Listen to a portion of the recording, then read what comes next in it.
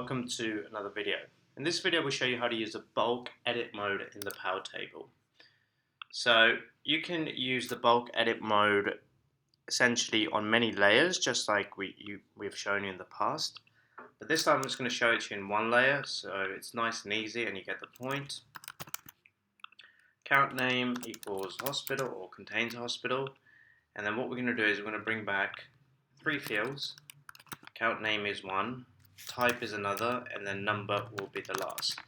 Now what I'm going to do here is essentially make the next two rows editable. So allow edit, and then we'll click apply. Now the table is there. Okay.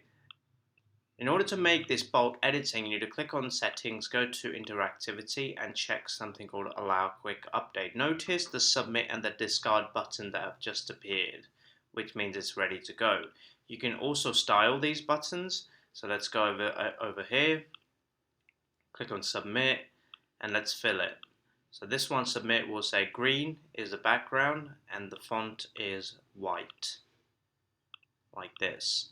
You can also change the size and the position wherever you want to do it. I'll change the size, I'll make it 100 by 50. Notice the discard as well changes with it. So what you can do from here is just essentially do the same thing. And let's say discard is, we'll give it a fill of red and then font of white, like this. So now if I click save, and I'm going to show you how all of this works. Click preview.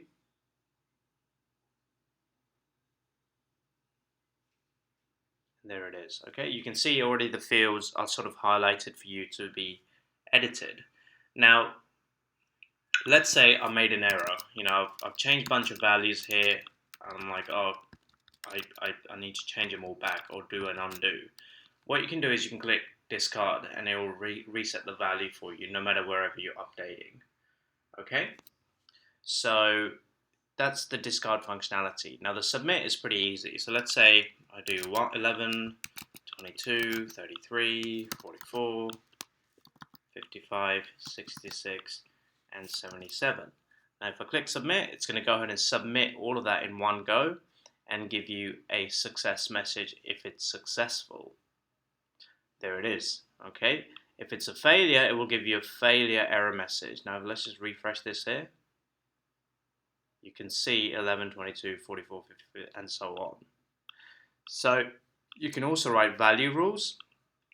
So let's say I'll go over to the setting, go value rules, say account number must accept numbers only. So let's go and show you that. And then I'll put a message saying numbers only with an exclamation mark. Now if I click save, and let's preview this again.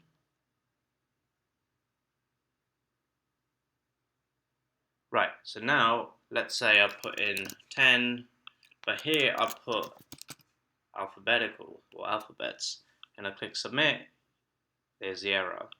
And it will say please fix all the error fields, and our error fields is that we can't accept numbers here. We can only we can't accept alpha characters here. We can only accept numbers. So we'll do 20, 30, 40, 50, and 60.